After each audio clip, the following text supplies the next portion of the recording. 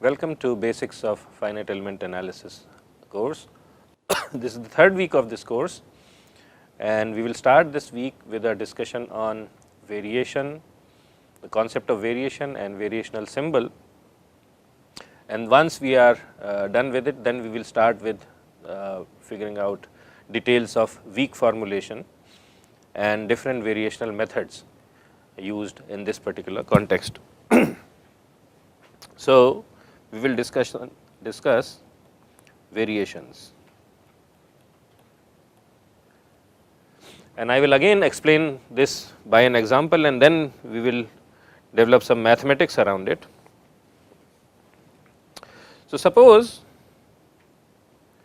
I have two fixed points A and B. So, A and B are fixed, and between these 2 points there is a rope,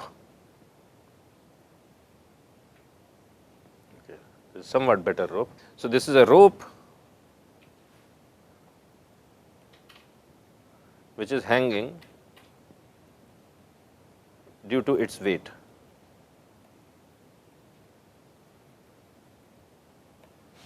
Okay. And we have discussed, let us say that we are interested in finding the length of this rope, So, that will be, let us call it length, and if this is my x axis and this is my y axis, then length is equal to integral. So, this is x is equal to 0, this is x is equal to x a, integral of x to x a 1 plus dy over dx whole square root times dx. I mean, this is the relation we had explained earlier, right.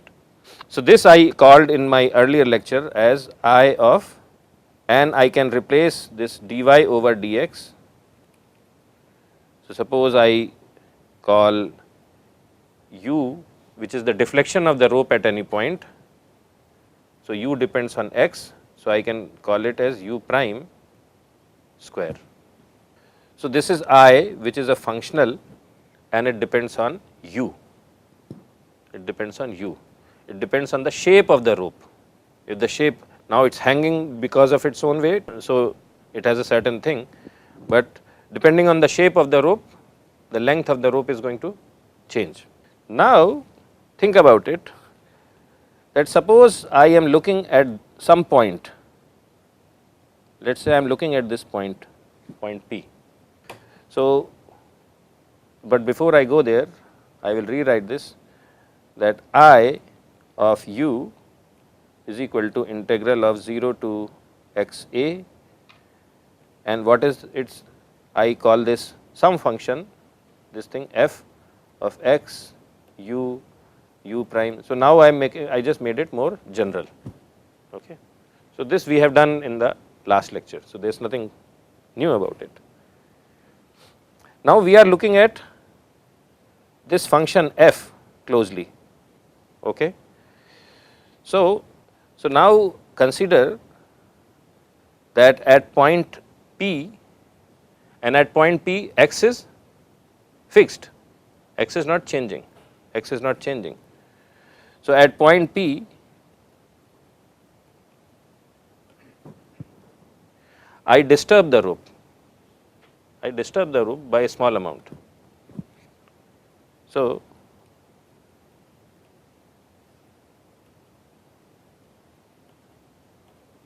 okay, I disturb the rope, and because of that disturbance, initially the deflection was u, and it changed by a small, it varied by a small amount. So, the new deflection of the rope is u plus small variation, and I represent that variation as delta u, this Greek letter delta small times u. So, and remember this is at a point P where x is, so x is not changing, and I can disturb it in all sorts of ways. So, I can similarly disturb all points on the rope in all sorts of ways. In one set of displacements could be I can disturb it like this. So, I am disturbing it about with reference to the original configuration. Okay. So, this is one variation, this blue line. I can disturb it like this. So, now I have amplified it, right. This could be another disturbance. Okay. So, but the point is that I am disturbing it at a point P where x is fixed, and the nature of this disturbance could be anything. The only constraint which I have to impose when I am making this disturbance is that at A and B it cannot violate the boundary conditions. Okay. That is very important. So, these variations have to subscribe to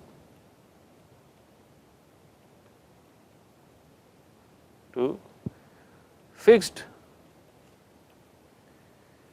BCs related to U at points A and B.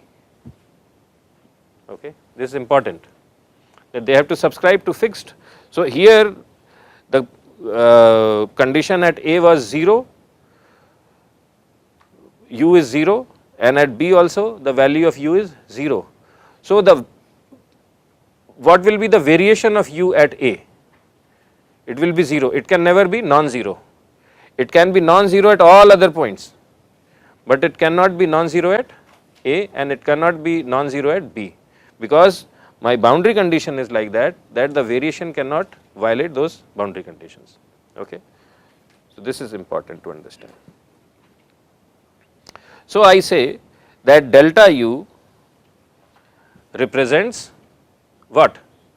The variation, and I can express this delta U as some constant number alpha times a function of x, which is Vf x. Now, this V could be anything as long as it is consistent with the boundary conditions, and it is not any boundary condition. Suppose I have a force here F, this V does not depend on the nature of this force related boundary condition, agreed, but it will depend on the boundary condition which relates to U. Suppose instead of having a fixed situation here at point B instead of having a fixed situation, I am applying some force there. Suppose it is not rigidly fixed. In that case, there could be variation at B, okay? There could be variation at B, but if B is fixed, then there cannot be variation. They are two different things. You have to understand this, they are slightly two different things. Okay. So, it depends on boundary conditions which directly relate to U, okay, which directly relate to U, at least in this context. So, our choice of V can be general, and the only restriction is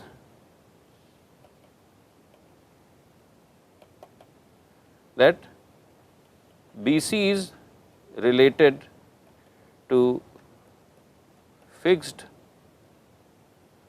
values of U at A and B must be respected. You cannot break those boundary conditions. This is very important to understand. Third point, so first point is variation at A and B in this case is 0 because the value of U is going to be 0. That is the first thing. Second thing is, suppose at point B I remove the boundary condition that U is 0 and instead I am holding it by some hand, okay, I am holding it by hand. So, I am applying some force, then in that case variation could be non-zero at point B, right. And the third condition is that variation at A and B will still be 0 even if the value of displacement at A and B is known but non-zero. What do I mean? Suppose the displacement at B is 5 millimeters, displacement at A is 0, that we have seen, and displacement at B is 5 millimeters, but it is fixed. I take the rope at point B and I move it 5 millimeters upwards and I fix it there.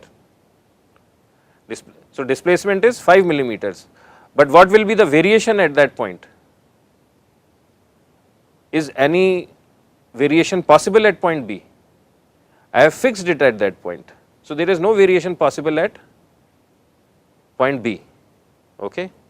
Variation can happen only if my boundary condition permits me to have that variation.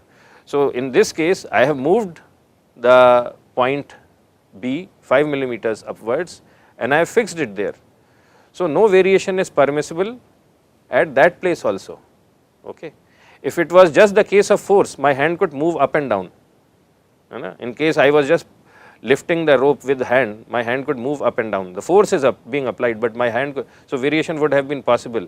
But in this case, I have moved my rope by 5 millimeters up and I have fixed it. So, say I have glued it or bonded it or rigidly held, now I am holding it. So, no variation is possible.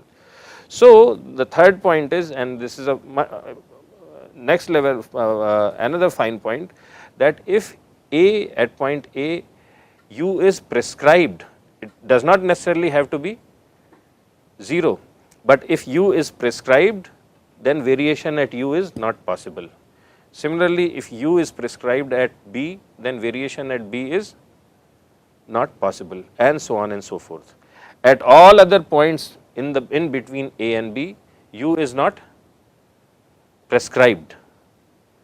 So, variation is possible. And what kind of variation is possible? Any variation is possible. So, I am not restricting V. Any variation is possible. Variations are not possible only where U is explicitly prescribed. It can be 0, it can be non-zero. But if it is prescribed, then variation will be 0. This is very important to understand. Fourth thing, I want in general that these variations, and we will see it later, why we want this, we want that the amplitude of these variations should be extremely small. Okay. The amplitude of these variations should be extremely small. What is extremely small? I mean extremely small. So, I do that by controlling this parameter alpha.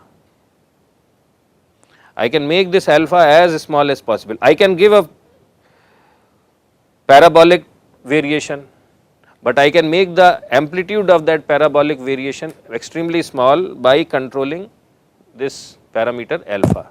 I can give this this variation in blue color, but the amplitude of this variation can be very small by picking up the right number, and I actually make it infinitesimally small. We will see it later. Okay. So, that is the importance of this parameter alpha. That is the importance of this parameter alpha. So, the variation in U is designated as delta U. It can be represented, so this is designated as delta U. It can be represented by any function Vx as long as this function V is consistent with the boundary conditions related to U in this case, right. And the amplitude of these variations is, we try to make it as small as possible by picking up some number alpha which is extremely small. Understood? So, this is what is known as variation. This is what is known as variation. Give another example. So, suppose I have a beam, okay, and let us say this is my neutral axis of the beam, the midline, mid plane of the beam, and I apply a force F, I apply a force here, okay. Then because of this, the neutral axis of the beam deflects. by some amount. Okay. And let us say I look at a point P, and let us say the deflection of this point P is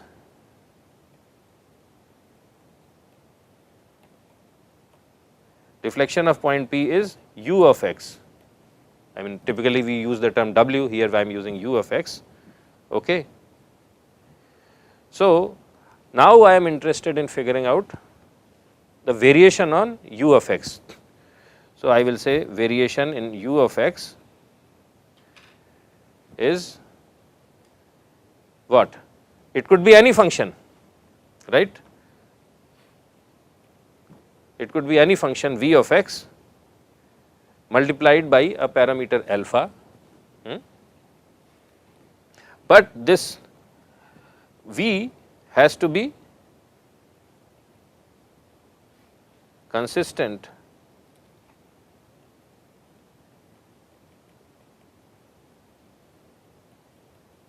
with BCs related to u and u prime and so on and so forth. Okay. So, now we have to see what kind of functions we can choose. What are those restrictions? We know that at x is equal to 0, what is the value of u? 0. So, what will be the variation of u at x is equal to 0? 0.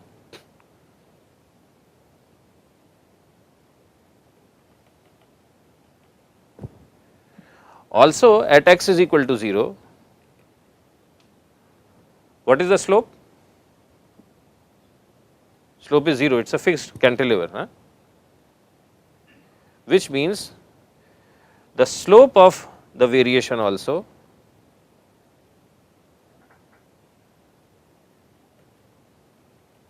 should be 0.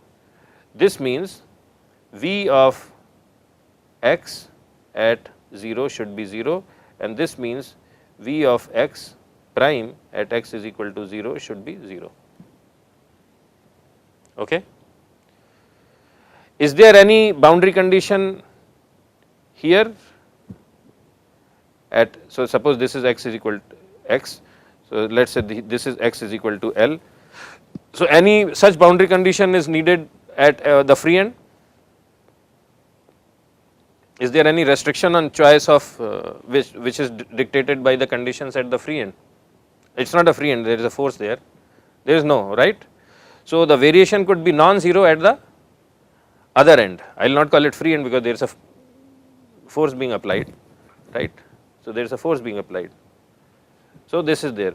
So, we will pick one or two functions to see what kind of functions we can pick. One function could be some possible choices for v of x. V represents the shape of the variation, V represents the shape of the variation, and alpha represents its amplitude. So, some choices, so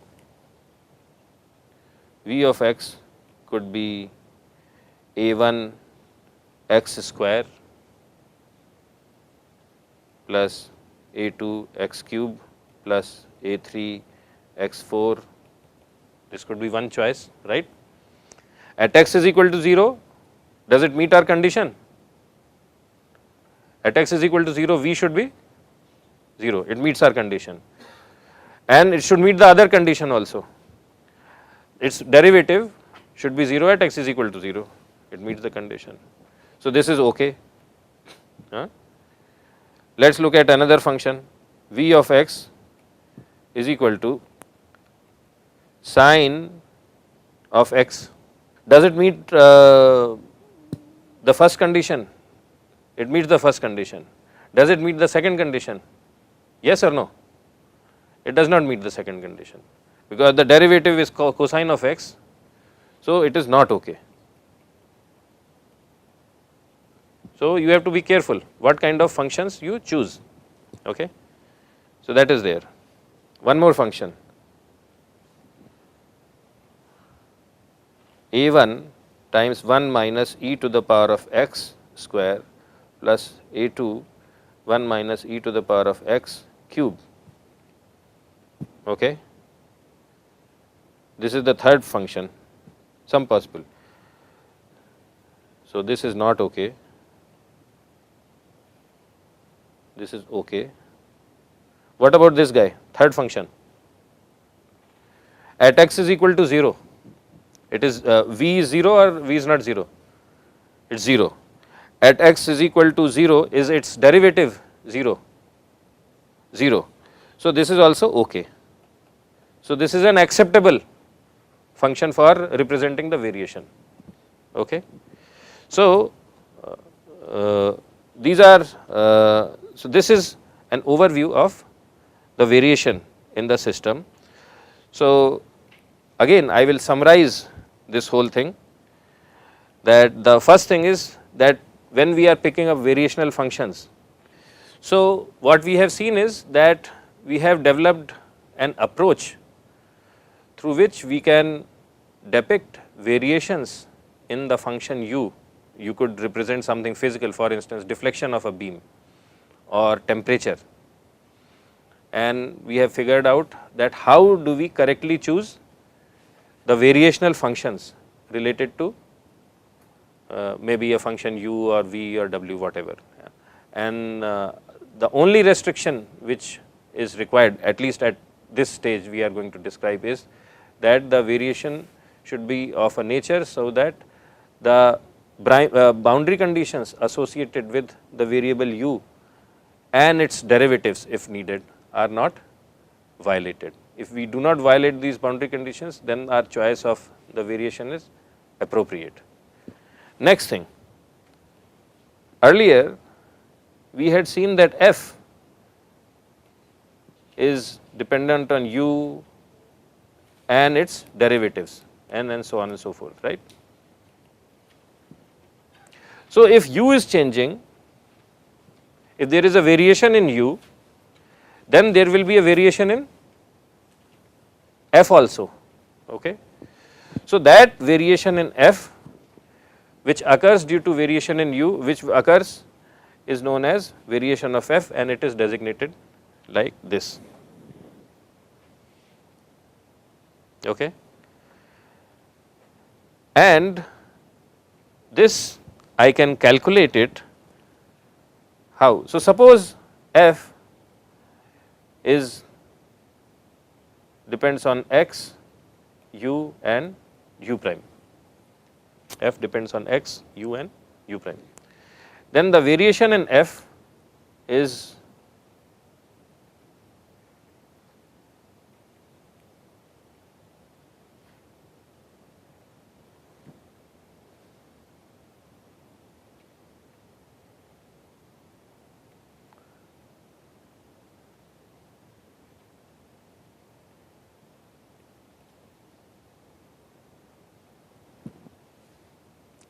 this is the mathematical thing.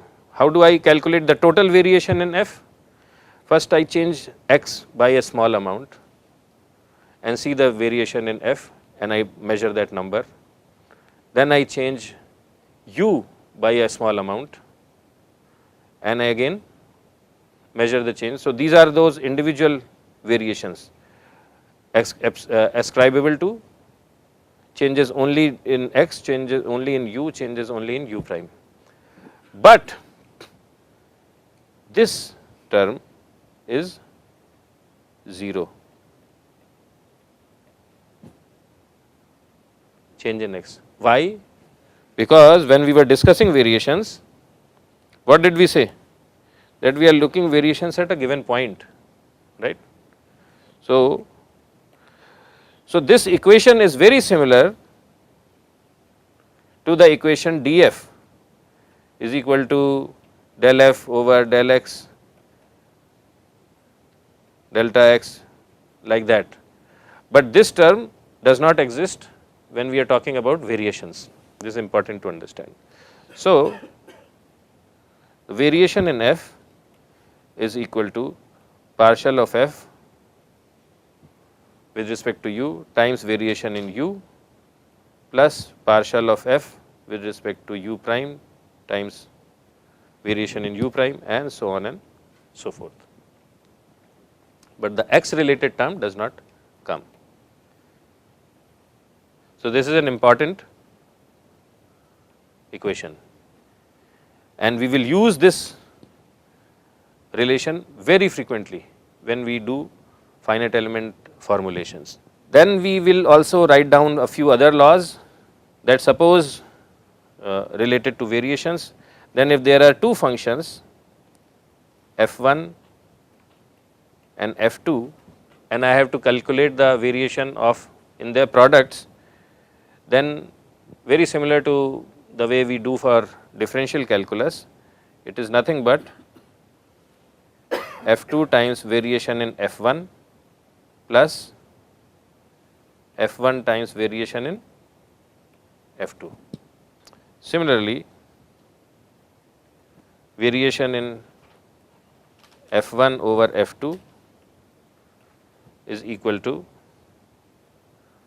variation in f1 divided by f2 minus variation in f2 divided by f2 square times f1. This is the rule which is very similar to that which we use for derivatives.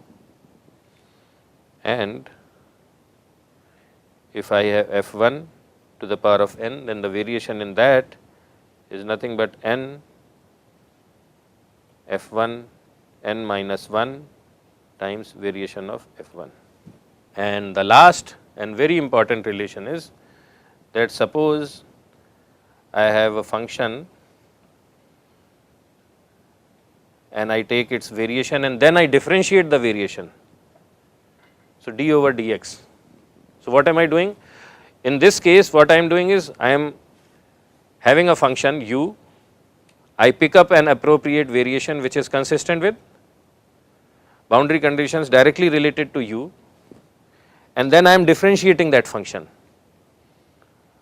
So, this is equal to d over dx, and what is variation of u?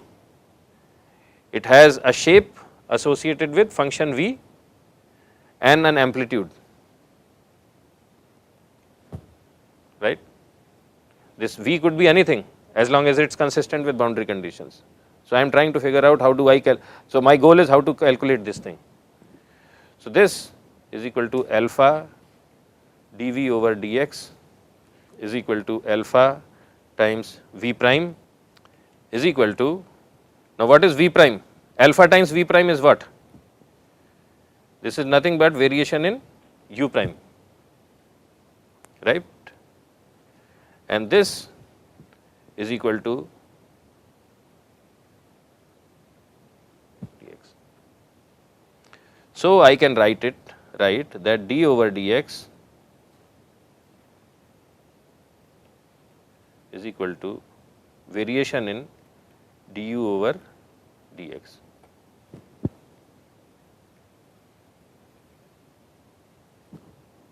Which means that d by dx, see d by dx is an mathematical operator and variation, this is also an operator, it is an operator, right, are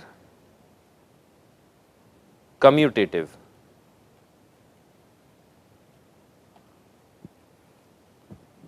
So, either you do variation and then take the differential, or you take the differential and then take the variation, you will end up with the same answer. So, they are commutative. So, depending upon your ease, you can do this first and do that later, or vice versa. So, this completes our discussion on variations, and starting tomorrow we will start discussing weighted integral, weak formulations, and all all the stuff related to this broad theme of topic. Thank you very much.